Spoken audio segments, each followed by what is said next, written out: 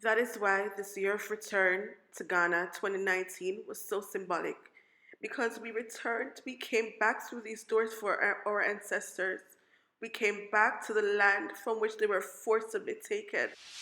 Been feeling trapped down on the floor. I don't know what for. Feels like I'm gonna lose. Silence takes a hold. I can't let it go. Chin up, no one knows. But I won't let the stormy. Morning, guys. Welcome back to the channel. Thank you so much for clicking.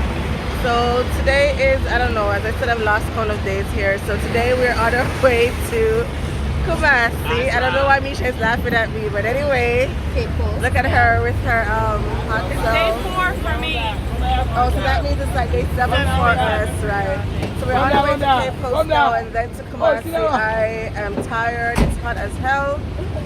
We're waiting on that bus, and this might probably be it.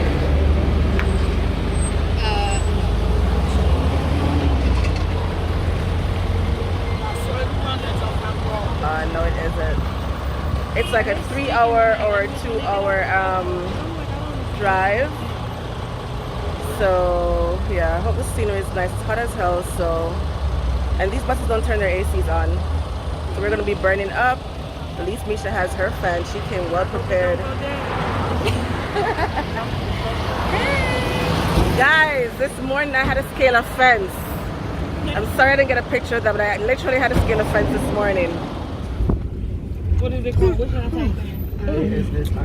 Alright guys, so we just got into Cape Coast.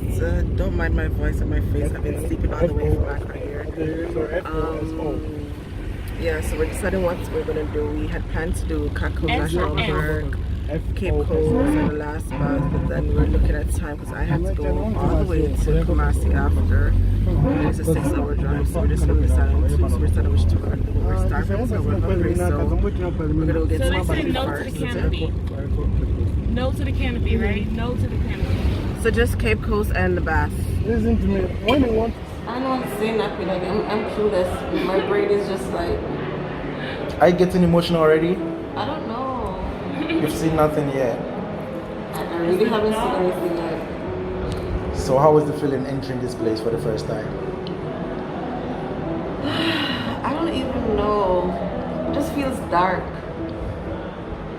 It feels dark. Just that? Yeah, it just feels very dark. Is it pushing you It's just back gonna or put is me drawing on- you close to your ancestors? It's just gonna put me in a very somber mood and attitude. You know, like I feel very dull. I don't know how else to describe it. Misha, are you gonna cry? It's quite possible. I can be a very emotional individual. But it shouldn't be too emotional. It shouldn't be too emotional. We should know it's never going to happen again. Never again. So guys, I haven't even started the tours yet, but I'm just in a really somber mood, and it's just very emotional, I guess. Just about to start the tour to walk where my ancestors walked.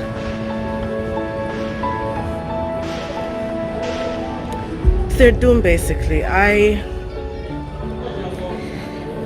don't know, let's see if I can share this experience with you, but I think this is something that everyone has to come experience for themselves. I think it will be something enlightening. After going through something like this, you can't sit and not be productive. You can't sit and not be who you are destined to be. When you look at the sacrifice that our ancestors made, you know, what they went through, it just kind of pushes you to want to be great.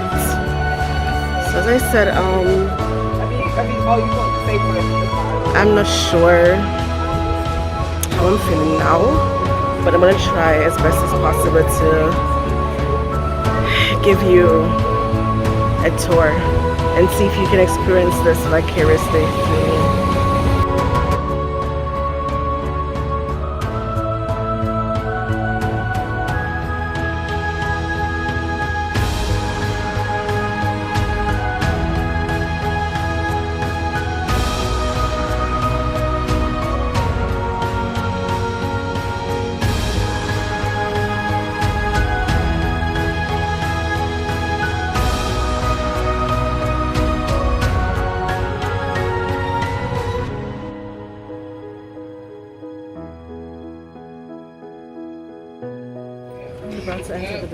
That way.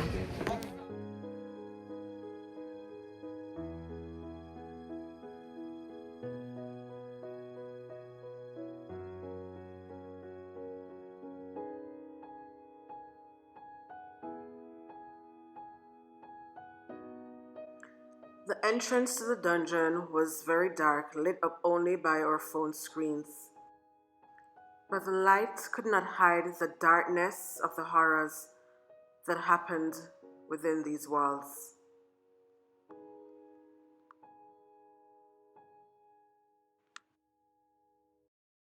One could not ignore the foul, musty odor of the dungeons.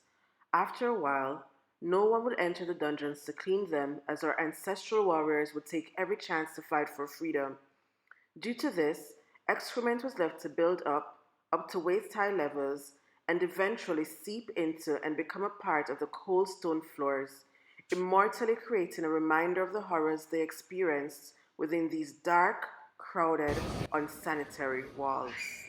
When the British men wanted to have sex with the African women, if they resisted, then they would lock them up in this dungeon here, in this cell here, until the next day, hoping that they would not fight again.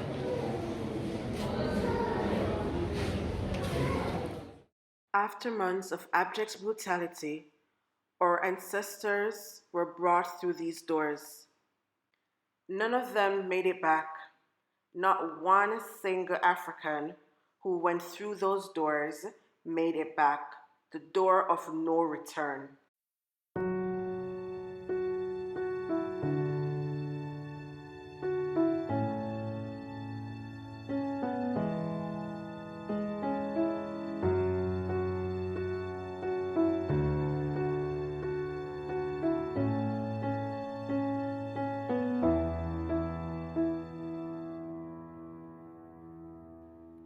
Through these doors, they entered into an unknown fate. They had no idea where they were going. They were leaving family, friends, everything, their way of life, their culture, everything behind. That is why this year of return to Ghana 2019 was so symbolic, because we returned, we came back through these doors for our ancestors. We came back to the land from which they were forcibly taken. They never got a chance to come back, but we did it for them.